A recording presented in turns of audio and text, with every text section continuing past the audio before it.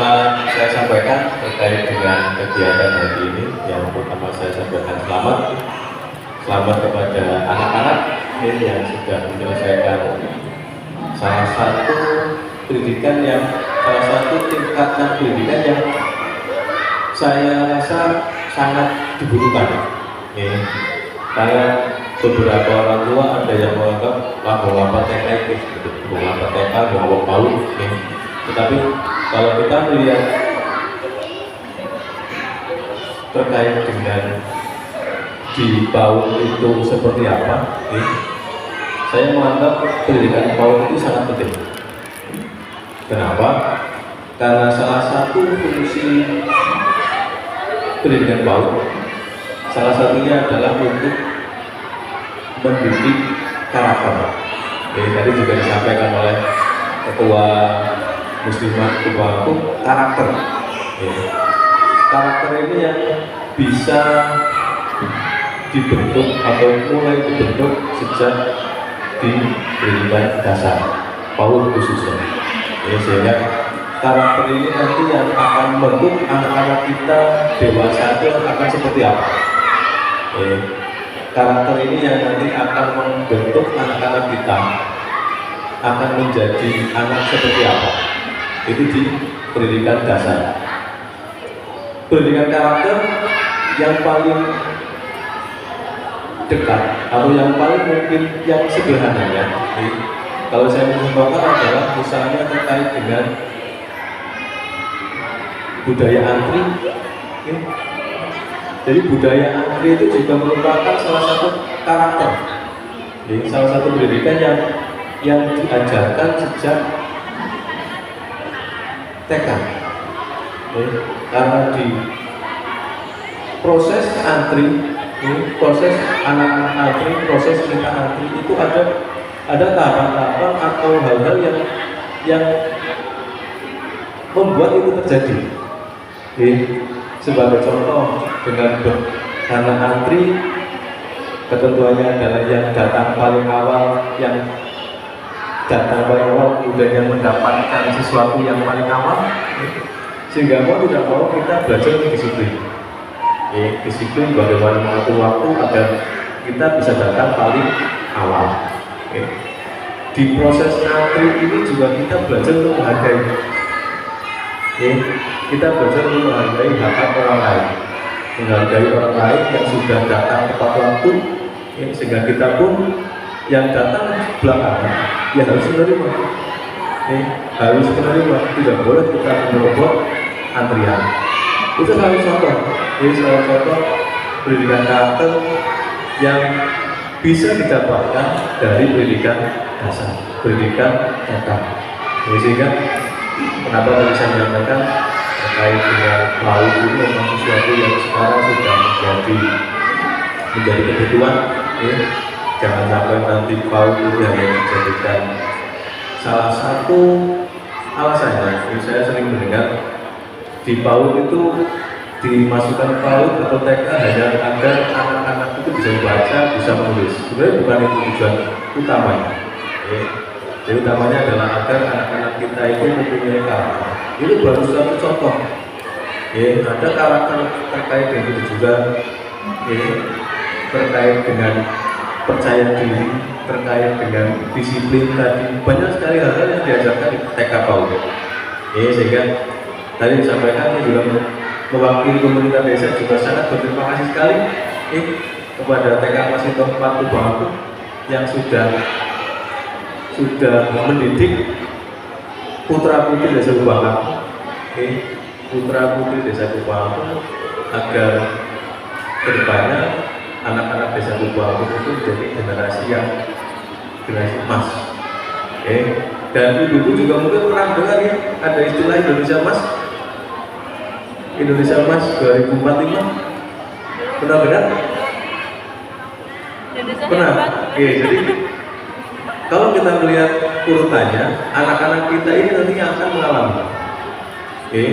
Anak-anak kita nanti yang hari ini lulus dan besok akan melanjutkan sekolah di jenjang sekolah dasar, itu akan menjadi pelakunya.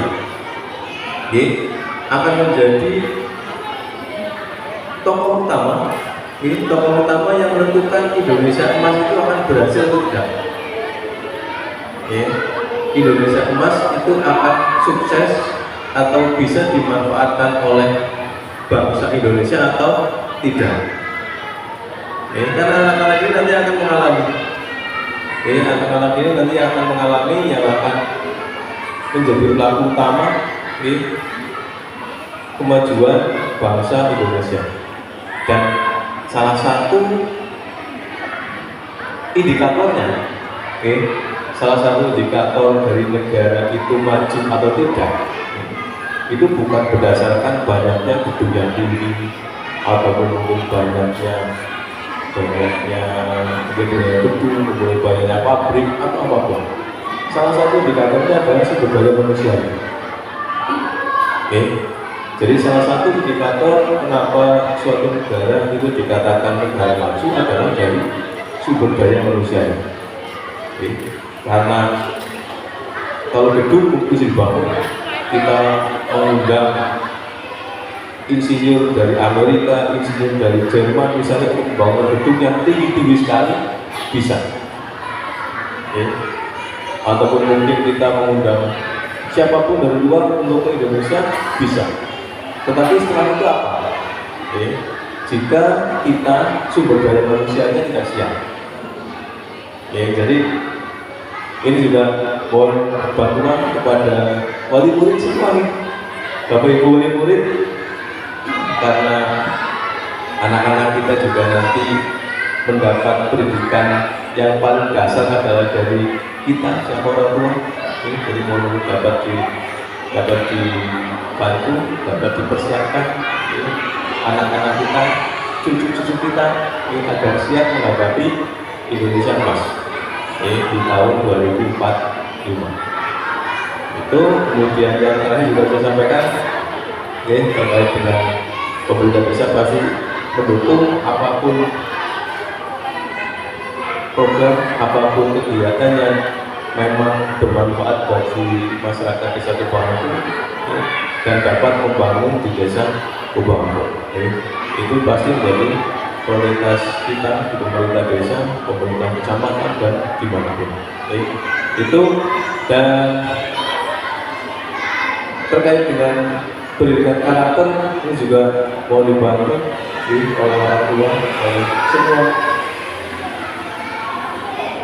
orang dewasa yang memiliki yang dekat dengan anak-anak kita. Yang terakhir adalah terkait dengan pemanfaatan teknologi. Pemanfaatan teknologi. Jadi terkait dengan teknologi, jika kita analogikan, itu adalah dua sisi mata uang.